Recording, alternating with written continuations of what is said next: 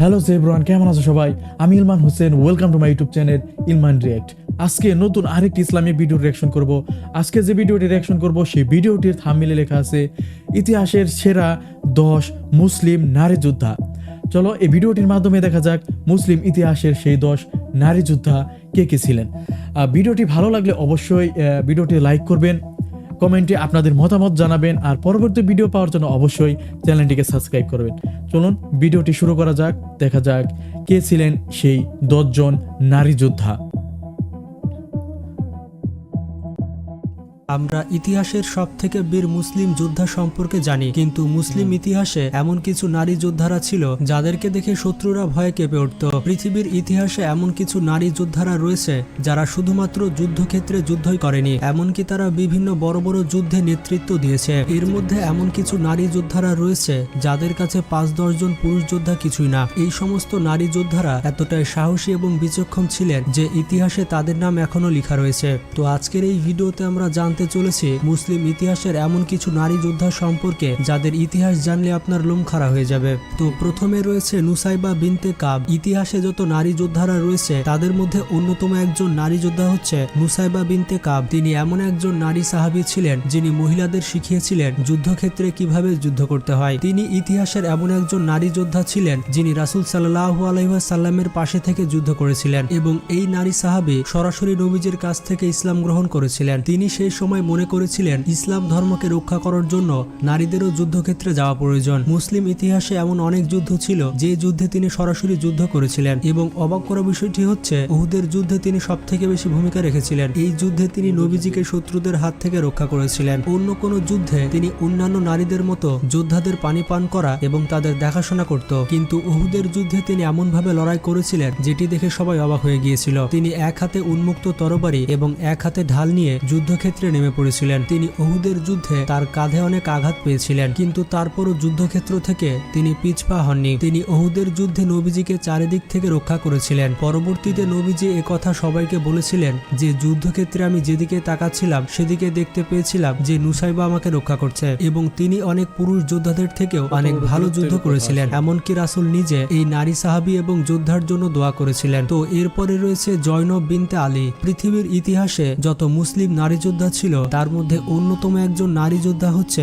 জয়নব বিনতে আলী। এই নারী হচ্ছে হযরত আলী রাদিয়াল্লাহু তাআলা আনহু এবং ফাতেমা রাদিয়াল্লাহু তাআলা আনহার মেয়ে। কারবালার সেই ভয়ঙ্কর যুদ্ধে জয়নব বিনতে আলীর অনেক বড় ভূমিকা ছিল। কারবালার যুদ্ধে যখন মুসলিমরা হেরে গিয়েছিল তখন তাদের জাতিকে নেতৃত্ব দেওয়ার তেমন কেউ ছিল না। তখন জয়নব বিনতে আলী ওই কমকে নেতৃত্ব দিয়েছিল। যখন কারবালা যুদ্ধে সকলে ইমাম হোসেনকে মারাত্মকভাবে আঘাত করছিল তখন জয়নব বিনতে আলী সেখানে দাঁড়িয়ে বলেছিল যে আমি কেন সবার থেকে পিছিয়ে থাকবো, আমাকেও যুদ্ধ করার অনুমতি দিন, আর নয়তো কিয়ামতের দিন যখন আমার মা জিজ্ঞেস করবে যে তোর ভাইয়ের জন্য কি করেছিস তখন আমি উত্তর দিতে পারবো না। এমনকি জয়নবের 2 জন পুত্র সন্তানও ছিল। তিনি ইমাম হোসেনকে বললেন আমার পুত্র 2টি তোমার রাস্তাতে কুরবান। ইমাম হোসাইনকে রক্ষা করার জন্য জয়নব বিনতে আলী তার ছোট ছোট 2 সন্তানকে শত্রুদের কাছে পাঠিয়ে দেয় যুদ্ধ করার জন্য। তার এমন সাহসিকতা এবং ধৈর্যের জন্য তাকে ইসলামের মধ্যে অনেক গুরুত্বপূর্ণ একজন নারী হিসেবে ধরা হয়, এবং বর্তমানে তার মাজার শরীফ দামেস্কতে রয়েছে। এই মাজার শরীফকে শিয়া এবং সুন্নি সকলেই সম্মান করে থাকে এবং ভালোবেসে থাকে। তো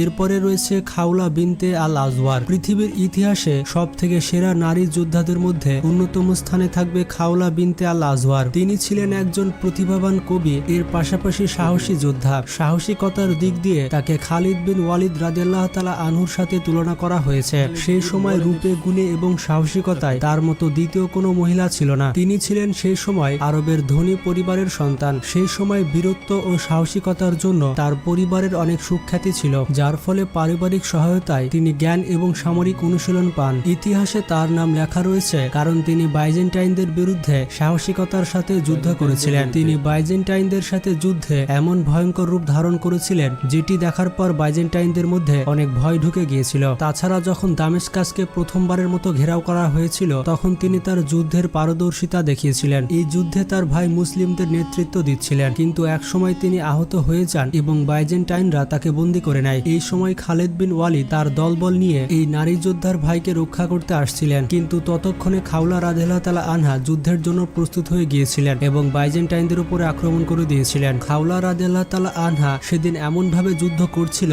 যে মুসলিমরা তাকে দেখে ভেবেছিল যে খালিদ বিন ওয়ালিদ চলে এসেছে। এই নারী যোদ্ধার তলোয়ারে একের পর এক মারা যাচ্ছিল বাইজেন্টাইনরা। যখন খালিদ বিন ওয়ালিদ রাদিয়াল্লাহু তাআলা আনহু সেখানে পৌঁছালেন, তখন দেখলেন খাওলা রাদিয়াল্লাহু তাআলা আনহা সেখানে রক্তাক্ত অবস্থায় পড়ে আছে। খালিদ বিন ওয়ালিদ তার পরিচয় জানতে চাইলে তিনি প্রথমে দিতে চান না, কিন্তু পরবর্তীতে তার পরিচয় দেন। বিভিন্ন ইতিহাসবিদরা বলেছেন যে এই নারী যোদ্ধা খালিদ বিন ওয়ালিদ রাদিয়াল্লাহু তাআলা আনহুর মতো যুদ্ধ করে। পরবর্তীতে আরেকটি যুদ্ধে খাওলা রাদিয়াল্লাহু তাআলা আনহাকে রোমানরা বন্দী করে নেয় এবং অন্যান্য বন্দীদের সাথে তাদের আস্তানাতে নিয়ে যায়। তখন তিনি অন্যান্য নারীদেরকে তাদের মনে সাহস যোগাতে থাকে এবং সেই সময় সকল নারীরা মিলে তাঁবুর যে খুঁটি ছিল সেই খুঁটিগুলোকে অস্ত্র বানিয়ে নিয়েছিল এবং তারা সবাই মিলে রোমান সৈন্যদেরকে মেরে ফেলেছিল। অবাক করা বিষয়টি হচ্ছে খাওলা রাদিয়াল্লাহু তাআলা আনহা যখন বন্দী ছিলেন তখন এক খ্রিস্টান রাজা তাকে বিবাহের প্রস্তাব দিয়েছিল, কিন্তু খাওলা রাদিয়াল্লাহু তাআলা আনহা ওই খ্রিস্টান রাজা সহ আরো 5 জন সৈন্যকে হত্যা করে ফেলেছিল। তো এরপরে রয়েছে সাইয়েদা আল হুররা। পৃথিবীর ইতিহাসে সব থেকে সেরা নারী যোদ্ধাদের মধ্যে অন্যতম স্থানে থাকবে সাইয়েদা আল হুররা। এছাড়া তিনি মুসলিম ইতিহাসের সব থেকে শক্তিশালী নারীদের মধ্যে একজন ছিলেন। সাইয়েদা আল হুররা নামের অর্থ হচ্ছে স্বাধীন নারী। 1492 খ্রিস্টাব্দে যখন খ্রিস্টানরা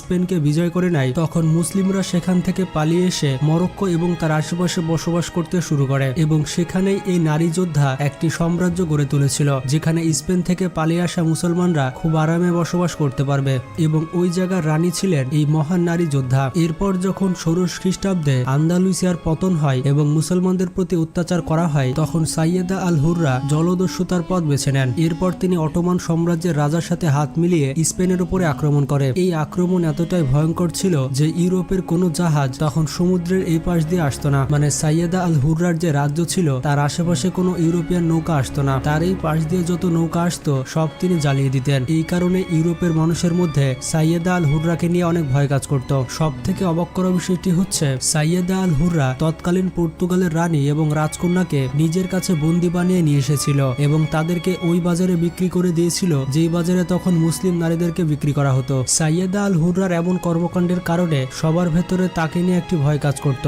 এখন আপনি বুঝতে পারছেন তিনি কত ভয়ঙ্কর নারী যোদ্ধা ছিলেন। তো যাই হোক, এরপরে রয়েছে সুমাইয়া বিনতে খায়াত। পৃথিবীর ইতিহাসে সব থেকে সেরা নারী যোদ্ধাদের মধ্যে একজন হচ্ছে সুমাইয়া বিনতে খায়াত। তিনি ইসলামের ইতিহাসে এমন প্রথম নারী সাহাবা ছিলেন যিনি ইসলামের জন্য শহীদ হয়েছিলেন। এছাড়া ইসলামের প্রাথমিক অবস্থায় যারা ঈমান এনেছিল তাদের মধ্যে তিনি অন্যতম ছিলেন। তবে তারা অনেক ছোট জাতি হওয়ার কারণে কুরাইশ বংশরা তাদের উপর অনেক অত্যাচার করত।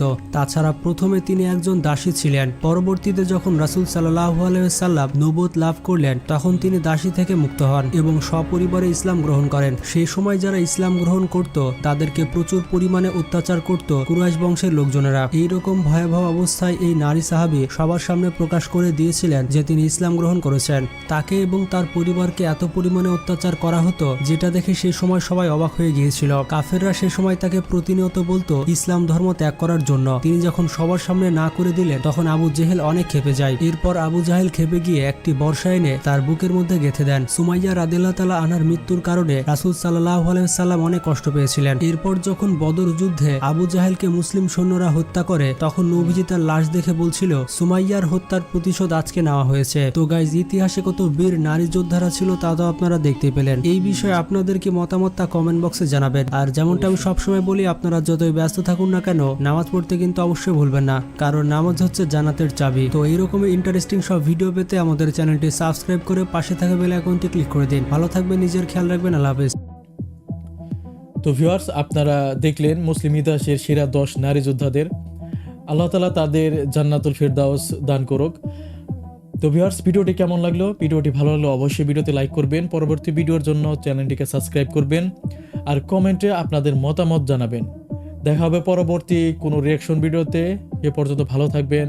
আল্লাহ হাফেজ। আসসালামু আলাইকুম।